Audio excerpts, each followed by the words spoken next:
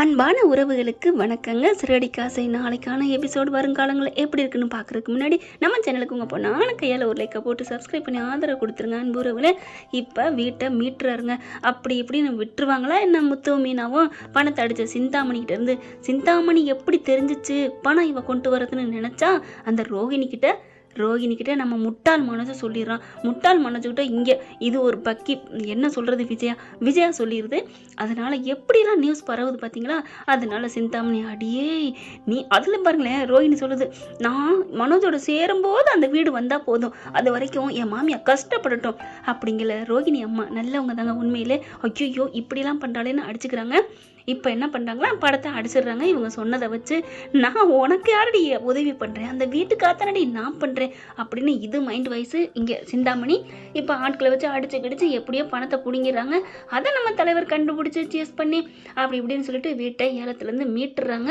மீட்டுட்டு எல்லாரும் சந்தோஷமாக வீட்டுக்கும் போயிடுறாங்க. அப்படியே சூப்பராக கட்டி பிடிச்சிக்கிறாங்க முத்துவை. விஜயாவுக்கு சந்தோஷம் தாங்கலை. எப்படியோப்பா நீ சொன்னதை நிறைவேற்றிட்ட அப்படிங்கிறாங்க. அண்ணாமலை பார்த்தீங்கன்னா, ஐயா ஒன்று நான் பிள்ளையா பெற்றதுக்கு ரொம்ப சந்தோஷப்படுறேன் அப்படி இப்படிங்கிறாங்களா. அடுத்து ஒரு கதையை எப்படி ஒரு கதை முடிகிற தருவாயில் இன்னொரு கதை ட்ராக்கை கொண்டாடுறாங்க பார்த்தீங்களா? அதுவும் ரோகிணியை வச்சு தாங்க.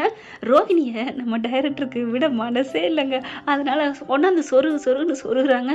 நல்ல வேலைங்க, அந்த மனோஜ் பயலோட மட்டும்தான், அதாவது விஜயாவோட ஜாயின் பண்ணுறதா இருந்தால் கதை நல்லா இருக்காது, எல்லாரும் காலில் கிடக்கிற எடுத்து அடிச்சிருவாங்கன்னு தெரிஞ்சு முட்டாள ஆக்கி வச்சிருக்காரு மனோஜை மட்டும்.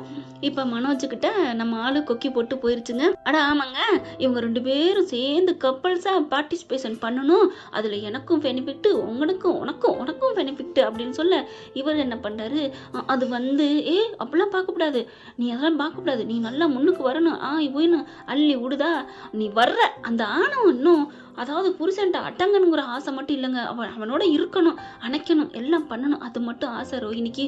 ஆனால் அடக்கி ஆடுறது மட்டும் இன்னமும் விடலைங்க கொஞ்சம் கூட. இங்கே பார், நீ வர அந்த மூஞ்சி முகரையும் காமிக்கிது பாருங்களேன்.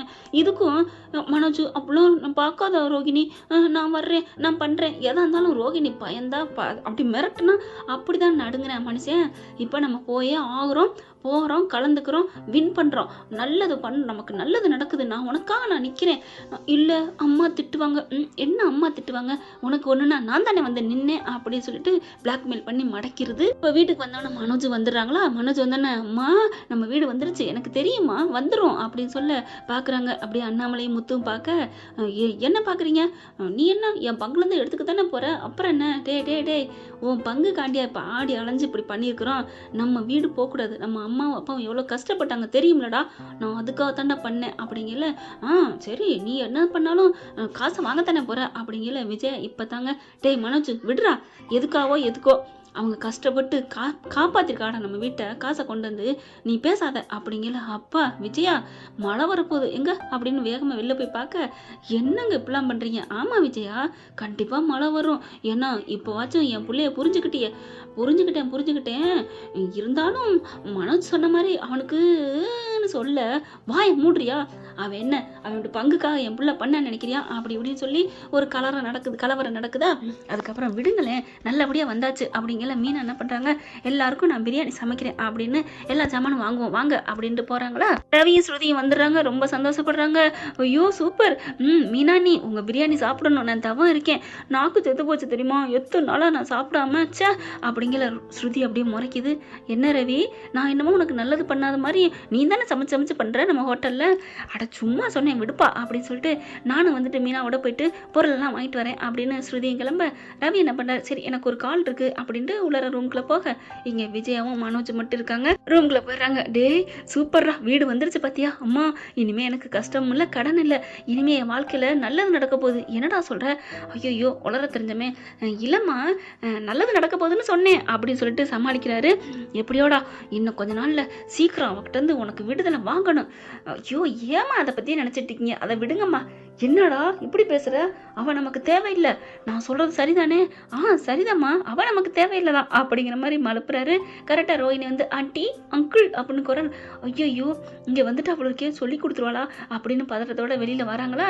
விஜயா வருது, ஏய் அங்கே நில்றி, எங்கடி வந்த, பணம் கொடுக்கணும் மாதம் மறந்துட்டீங்களா, ஐயோ வந்துட்டாலே ஏன் ரோஹிணி அப்படி சொல்ல, என்ன மனோஜ் மறந்துட்டியா, 25,000 பணம் வேணும் அப்படிங்கல. வேகமாக போகுதா, டேய் பணத்தை எடுத்து கொடுறா. இல்லைம்மா அது வந்துமா. ஏண்டா உங்ககிட்ட ஒரு 25,000 கூட லாபம் சம்பாதிக்கலையாடா? இல்லைம்மா அது வந்துமா அப்படி சொல்லல. எடுத்து கொடுறா அவகிட்ட, கொடுத்து தொலைடா அப்படின்னு சொல்ல சரின்னு சொல்லிட்டு 20,000 கொடுக்க மனோஜ் சரியா அப்படி சொல்லிட்டு கையை பிடிக்க அம்மா அப்படின்னு சொல்லல. இருந்துட்டு போகுது, நீ ஏன் பயப்படுற? டேய் என்னடா இங்கே? ஒன்றும் இல்லைம்மா நீ போ அப்படிங்கிறாங்க. இங்கே பாரு கண்டிப்பாக வரணும், நைட்டுக்கு நம்ம போகிறோம், நாளைக்கு அங்கே போயிட்டு கலக்குறோம். ஐயோ போ அப்படின்னு சொல்லி விரட்டி விடுறாரு. என்னடா அவள் சொல்லிட்டு போறா, என்ன சொல்லிட்டு போறா அப்படின்னு சொல்ல ஒன்றும் இல்லைம்மா அவள் எனக்கு இனிமேல் நான் கேட்காமலே கொடுக்கணும்னு சொல்லிட்டு போறா, அவ்வளோதான். அவளுக்கு அப்படின்னு சொல்லிட்டு அவட்டு மொதல் 5 லட்சத்தை பணத்தை விட்டு எறியணும் அப்படின்னு சொல்லிட்டு 5 லட்சத்துக்கு ரெடி ஆகுதா. இங்கே மனோஜ் என்ன பண்ணுறான், சரிம்மா நான் ஷோரூம் போகிறேன். டே இன்னைக்கு விடுறா, ஒரு நாளைக்கு லீவு, இங்கே பிரியாணி சாப்பிடலாம் அப்படின்னு சொல்ல. இல்லைம்மா பிரியாணியா? ஐயோ இப்போ ரோஹினிட்ட போகிறதா, பிரியாணிக்கா இங்கே இருக்கிறதா அப்படின்னு சொல்லிட்டு சரி டேரா போடுவோம், நமக்கு பிரியாணி தான் முக்கியம், அதுவும் மீனா சூப்பராக சமைப்பா அப்படின்ட்டு உட்கார ஃபோன் அடிக்குது ரோஹினி. என்ன கிளம்பிட்டியா இல்லையா? இல்லை ரோஹினி இன்னைக்கு வீட்டில் என்ன வீட்டில் மீனா பிரியாணி செய்கிறா. சே நீலாம் ஒரு மனுஷனாடா, பிரியாணிக்காண்டி இப்படியா இருப்ப? வர்றியா இல்லையா? உனக்கு நான் இங்கே சூப்பராக ஹோட்டல், பெரிய ஹோட்டல் உனக்கு வாங்கி தர்றையா, சீக்கிரம் வா அப்படிங்கல. அப்படியா சரி நான் வர்றேன் அப்படின்னு சொல்லிட்டு கிளம்புறாங்களா. இங்கே முத்து நம்ம மனோஜ் கிளம்ப முத்து வராரு. டேய் என்னடா சூப்பராக சமைக்க போகிறேன், பிரியாணி சாப்பிடலாம், அதெல்லாம் வேணாம் எனக்கு முக்கியமான வேலை இருக்குது அப்படின்னு அலறி அடிச்சு ஓட. என்ன முக்கியமான வேலை இருக்குது ஒன்றும் புரியலையே. கரெக்டாக முத்துக்கு ஒரு மாதிரியா தெரியுது. சந்தோஷுக்கு ஃபோன் அடிக்கிறாங்க. என்ன இங்கே முக்கியமான வேலை அப்படின்னு கேட்க, முக்கியமான வேலைலாம் அப்படிலாம் ஒன்றும் இல்லையே அப்படின்னு சொல்ல. இல்லை என்னமோ முக்கியமான ஓடி வரேனே, அப்படிலாம் இல்லை அப்படின்னு சொல்லிட்டு ஒன்றும் இல்லை ஏய் என்ன சொல்லு அப்படிங்கல. ப்ரோ அது வந்து ஒன்றும் இல்லை ப்ரோ அப்படின்னு ஃபோனை வைக்க, இது என்ன எதுவும் புரியலையே. டேய் மறுபடியும் ஃபோன் அடிக்கிறாங்க, உண்மையை சொல்லு. இல்லை அந்த ரோஹினி இருக்காங்கல்ல, ஏன் என்ன அவங்களும் மனோஜ் சாரும் எங்கேயோ போகிறாங்க, போயிட்டு ஏதோ கலந்துக்க போகிறாங்களாம். ஐயோ செம்ம காண்டாரார் முத்து, என்ன பண்ணிக்கிட்டு இருக்கான் அப்படின்ட்டு அவங்க அம்மாட்ட சொல்கிறாரா. விஜயாவுக்கு செம்ம காண்டாகுது. ஓ அப்படி வேற போகிறானா, எங்கே போகிறானா தெரியலையே, கிளம்புடா வண்டி எடுறா அப்படின்னு நேராக அங்கே போக, அங்கே ரோஹினி மனோஜ் வந்துடுறாங்களா. வா மனோஜ் வா சீக்கிரம் அப்படின்னு சொல்ல. பாஸு அப்படிங்கல. என்னையா வெளியில் போயெல்லாம் பாஸு நோசுன்னுட்டு நீ பார்த்துக்கோ, நான் நாளைக்கு தான் வருவேன் அப்படின்னு அந்த போகிற இடத்தையும் சொல்லிட்டு கிளம்பிடுறாரா. இவங்க போன கையோட முத்து விஜய் எல்லாம் வர, எங்கே அவன் அப்படின்னு இந்த மாதிரி ரோஹினியோட போயிட்டாங்க. எந்த இடம் அட்ரஸையும் சந்தோஷம் சொல்ல கிளம்பிக்கிட்டு போகுதுங்க. அங்க பார்த்தா எல்லாம் ஒவ்வொருத்தவங்களும் 40% பண்ணிட்டு இருக்காங்க. இவங்க பார்த்தீங்கன்னா ரோஹினி அப்படியே மிதமெஞ்சி மனோஜ் தோல்ல சாஞ்சுக்கிட்டே போறாங்க. ஐயோ டைவர்ஸ் வர்ற நேரத்துல இப்படி ஒன்னா கும்மாளம் போட்டா இதை விருது வாங்கியிருக்காங்க சிறந்த ஜோடி அப்படின்னு இதையே காமிச்சு அந்த டைவர்ஸ்ல இருந்து விடுதலை ஆகிடுவாளே. இப்போ என்ன ஆகுறது? ஐயோ சீக்கிரம் போடா முத்து வண்டி எடு அப்படிங்கல. சரிம்மா இருங்க அப்படின்னு சொல்லிட்டு நேரா வண்டியை கொண்டே விட, அங்க பார்த்தா அடுத்தபடியாக அப்படின்னு சொல்ல மனோஜ் ரோஹினி சொல்றாங்களா. ரோஹினி வா அப்படின்னு சொல்லி கூப்பிட, சீக்கிரம் வா அப்படின்னு ரோஹினி மட்டும் மேலே ஏறிடுது. என் மனோஜ் எந்திரிச்சு ஒரு ஸ்டெப்பு தாங்க போறத கரெக்டா முன்னாடி நிக்கிது விஜயா. அம்மா அம்மா அப்படின்னு சொல்ல, எங்கடா வந்த? ஒன்றும் இல்லைம்மா சும்மாதாம்மா, இங்கே எல்லாம் நல்லா இருக்குன்னு சொன்னாங்க, பார்க்க வந்தேம்மா. பார்க்கத்தான் வந்தியா? ஆமாம்மா நானும் வந்து உட்காந்து பார்க்கட்டா? அது வந்துமா அப்படிங்கல. இல்லை நான் பார்க்கட்டா இல்லை நீ வர்றியா? நானும் வந்துடுறேம்மா அவங்க கூட, வாடா அவ்வளோதான் உனக்கு மரியாதை அப்படின்னு சொல்ல. ரோஹினி என்ன பண்ணுது, மனோஜ் நீ இறங்கி வர. என்ன மனோஜ்? ஆண்டி இது எங்களுக்கு லைஃபுக்கு நல்ல ஒரு இதாக இருக்கும், விடுங்க ஆண்டி ப்ளீஸ் ஆண்டி. ஏய் அவ்வளோதாண்டி உனக்கு மரியாதை அப்படின்னு பட்டுன்னு ஒரு அறை கொடுக்குது. எங்கே வந்து என்ன பண்ணுற? அங்கே இருக்கவங்க எல்லாரும் ஏம்மா என்னம்மா இப்பெல்லாம் அறையிற, இங்கே பாருங்க உங்களுக்குலாம் ஒன்றும் புரியாது, இவ எவ்வளோ பெரிய ஜகதால கில்லாடின்னு எங்களுக்கு மட்டும் தான் தெரியும் அப்படின்னு சொல்லிட்டு, இவ ஒரு கேவலமானவ, கல்யாணம் ஆகி புருஷனை இழந்துட்டு பிள்ளைய இருந்துக்கிட்டு பொய்யா உண்மையை மறைச்சி என் பிள்ளைய கல்யாணம் பண்ணியிருக்கா. அதுக்காக டைவர்ஸ் கேஸ் போயிட்டு இருக்கு. என் பிள்ளை ஒரு கேனுங்கிறதுனால கூட்டிட்டு வந்து எல்லாம் கும்மாளம் பண்ண பார்க்குறா.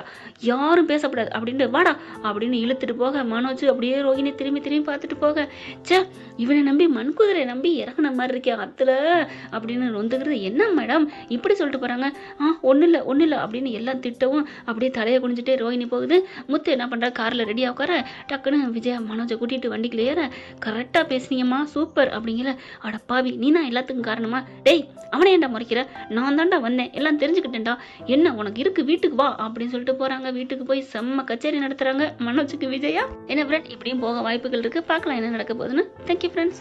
இந்த வீடியோ உங்களுக்கு பிடிச்சிருந்தா தயவு செய்து லைக் பண்ணுங்க. இன்னும் அப்டேட்ஸ்க்காக சேனலை சப்ஸ்கிரைப் பண்ண மறக்காதீங்க. நம்ம கிட்ட இருக்க எல்லா சேனல்ஸோட லேட்டஸ்ட் வீடியோ அப்டேட்ஸ்க்காக மேல ரைட் சைடுல காட்டுற லிங்கை கிளிக் பண்ணி வாட்ஸ்அப் குரூப்ல ஜாயின் பண்ணுங்க. உங்களிடம் விடைபெறுவது நான் உங்கள் மெஹர்.